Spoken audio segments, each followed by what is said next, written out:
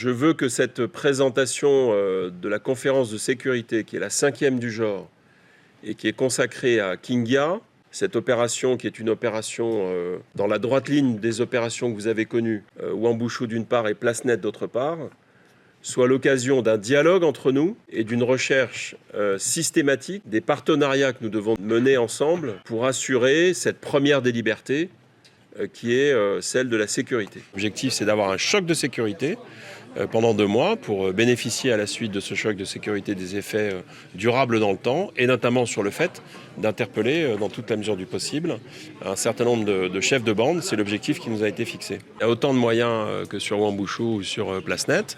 C'est-à-dire que nous avons des renforts qui viennent de métropole à la fois en zone de police et en zone de gendarmerie avec des effectifs qui sont plutôt des effectifs spécialisés. C'est-à-dire que c'est plutôt des effectifs judiciaires qui permettent notamment de faire un travail judiciaire sur les réseaux et sur les chefs de bande. Du côté police, 60 renforts.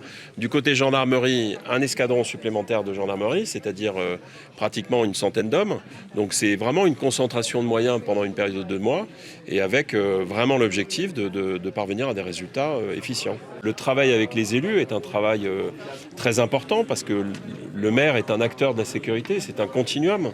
Et puis il y a une collaboration qui s'effectue entre la police nationale ou la gendarmerie et les polices municipales.